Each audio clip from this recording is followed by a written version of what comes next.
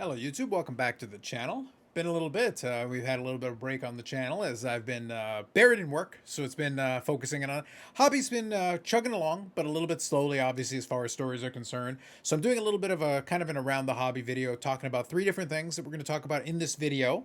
We'll get through that. I do have an idea for another video I want to make, but it would be a little bit more involved. And if I'm going to do that one, I want to sit down and do it properly. Maybe I'll do it as a BIC podcast episode. It's been a little while, maybe about a month since I did the last one. I said they were going to be sporadic, so it's just going to be based on when the right topic came up. And I feel like I've got the right one, but we're going to have to get to that.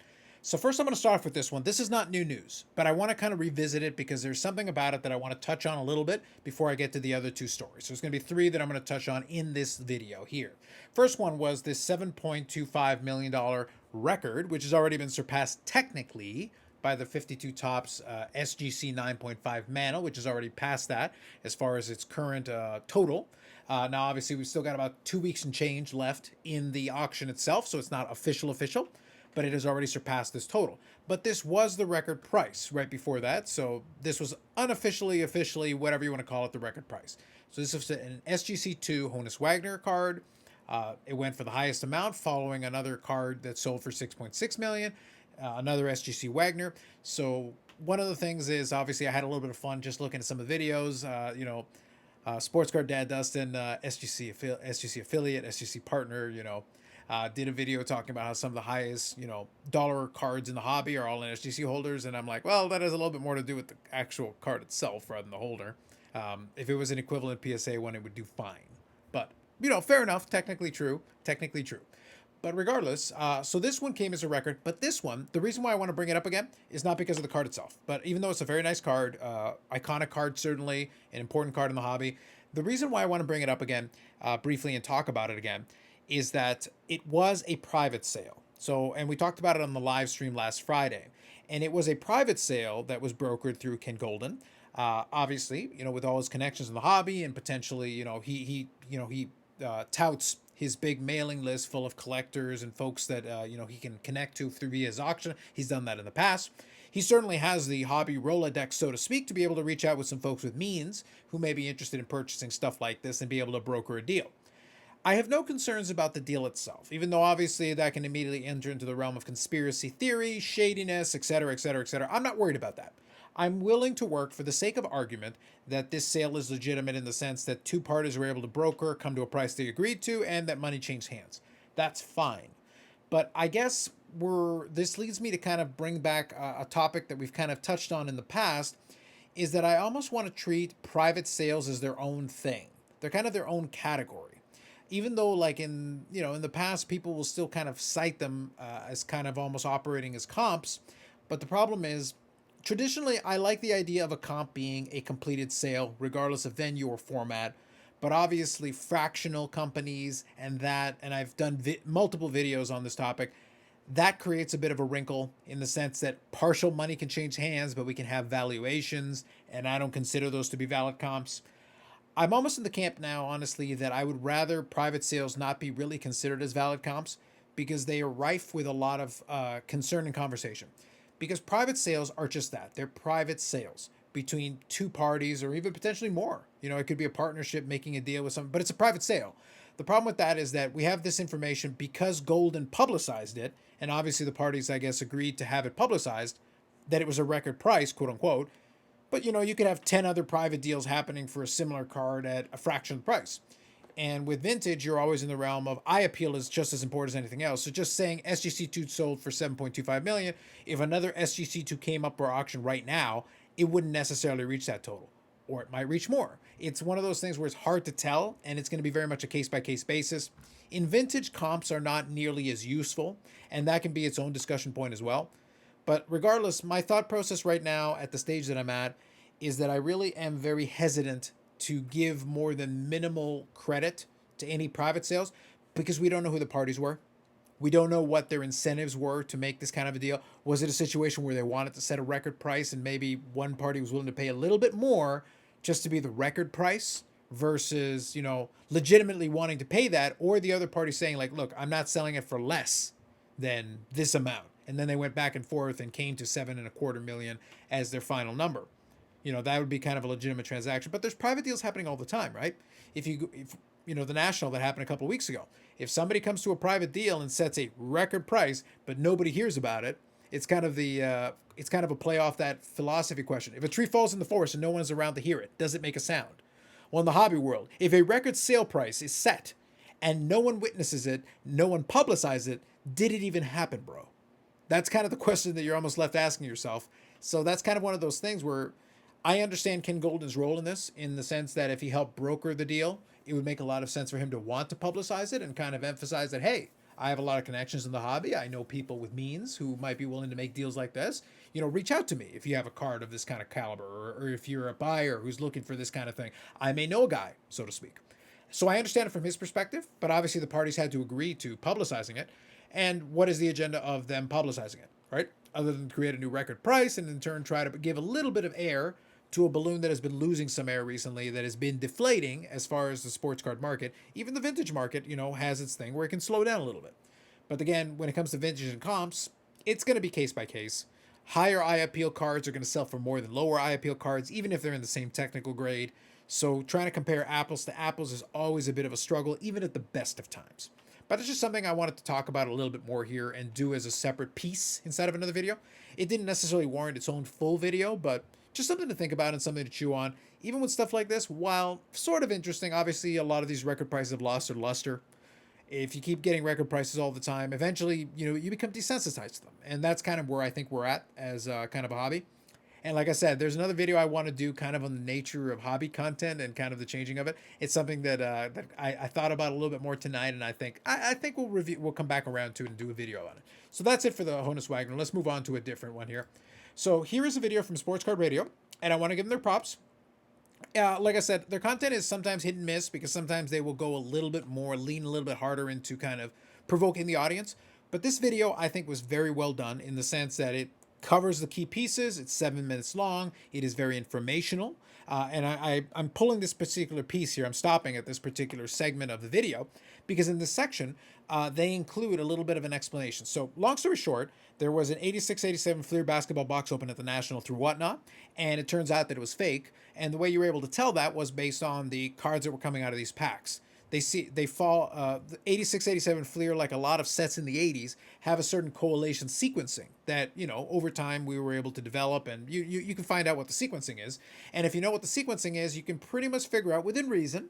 There is a little bit of variation where the numbering can flip a little bit, but within reason, you can know by looking at a card at the front or the back of the pack and have a pretty good idea what the next card is, all the way through, and be able to determine what should be in that pack. It was very similar in baseball in the 80s as well. You could look through different rack packs, and if you knew what the card was in the front of a sequence, in the back of a sequence, you could pretty much figure out what was supposed to be in between, etc., etc. There's been a lot of collation like that, where if you know the sequencing, you can kind of cherry pick and figure out what the pack or the rack pack is, depending on the set and the situation.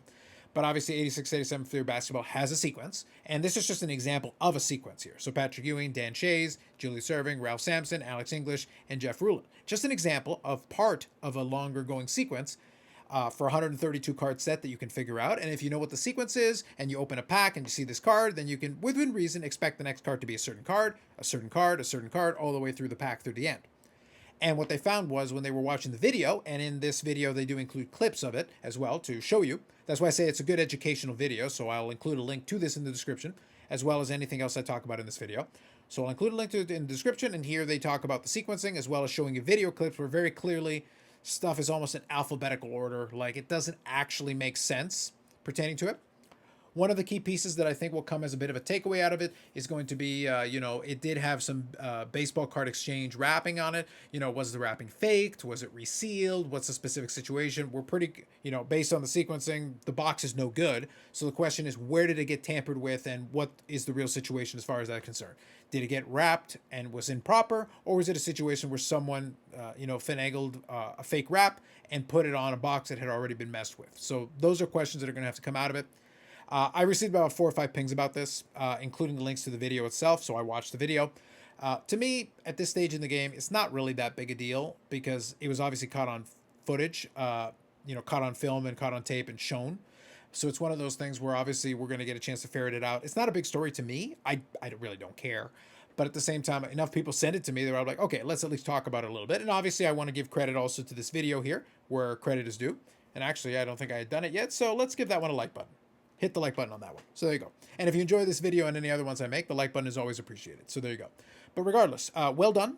I'll include a link to this in the description if you care about it. Well, there you go. One other point that I'll make, and I did see that in the comments section of some of them, was like, oh, how can these influencers not know? Influencers don't know anything. Especially if they haven't been in the hobby that long, or if they don't have any understanding or specialty in 86, 87 Fleer. They got a lot of different, they got Pac-Man and Card Collector 2 and different folks to open packs. They probably would have thought something was up in terms of the sequencing. I think Card Collector 2, Ryan Johnson, actually looked at it. He received a bunch of different Johnson cards, one after another, which would kind of send alarm bells going like, that's kind of a weird coincidence that you would get so many Johnson players, different players in the set that are last name Johnson. Why is it in alphabetical order? That seems a little bit odd. But at the same time, I don't blame them for not paying that super close attention or even knowing what the sequencing is. That's why I say a video like this is very handy and helpful, because it gives you at least a little bit of a taste of what the sequencing is. And if you do your research, you can figure out what the sequencing is. So if you did open a box yourself, you would be able to kind of detect from that perspective if something's up or if you need to be suspicious. So it's a good piece of info that I do encourage you to check out. But at the same time, it's just like, I cannot muster any outrage, because it's like, whatever, man. Somebody opened a very expensive box where you can get a couple of Jordans on it. Like, at this point, would you really open an 86, 87 Fleer box for what? You're going to get a couple of Jordans in it, pretty much guaranteed. So the question is, like, is it even worth opening? And stuff that doesn't get opened then doesn't get exposed this way. Like, if there had been G.I. Joe inside of it, I might have been a little bit interested. But, whatever. They were 86, 87 Fleer cards. In an 86, 87 Fleer box, yep, it was tampered with. But, not nearly as exciting. If we got some G.I. Joe, then I might be interested. Let's move on. One more here I want to touch on really quick. From Sports Collectors Daily, Topps will make NBL basketball cards beginning this season. So that is an international league, pro basketball league in Australia and New Zealand. So congrats to the Aussies and the Kiwis who might be interested in having players of their thing represented. I did see some thumbnails talking about this, in a clickbaity fashion, a little bit clickbaity. I won't call anybody out, but I'm saying a little bit dishonest. Clickbait is clickbait. It's par for the course as far as YouTube is concerned. But like, at the end of the day, outside of folks that are really hardcore into these leagues, who cares? Yes, Topps is making basketball cards. That is true if you want to put it on your thumbnail or your title and clickbait people. But it's not the NBA. That's going to require Panini. We're going to need a Panini We're going to need a Panini purchase first. Now, I did see that on the interview on Sports Card Live, I do actually watch the odd episode here and there, as much as I like to make fun of it during the live streams, with Brian Gray. And Brian Gray made the point that he believes that the deal is already done with Panini. I have heard something very similar as well. I don't think it's from the same source, but I'm not really going to report it as such in a standalone video, because, again, my comfort level is having multiple sources. If that was the case, then I would be a lot more comfortable saying, oh, yeah, for sure. I believe this is imminent. But it wouldn't surprise me if we hear an announcement for it at some point in the not too distant future. It would be the worst kept secret in the hobby. Everybody is pretty confident it's going to happen, but he obviously heard from his contacts. I've heard from mine. Again, I don't think they're the same people, but at the same time, like, I'm comfortable that there's enough smoke there.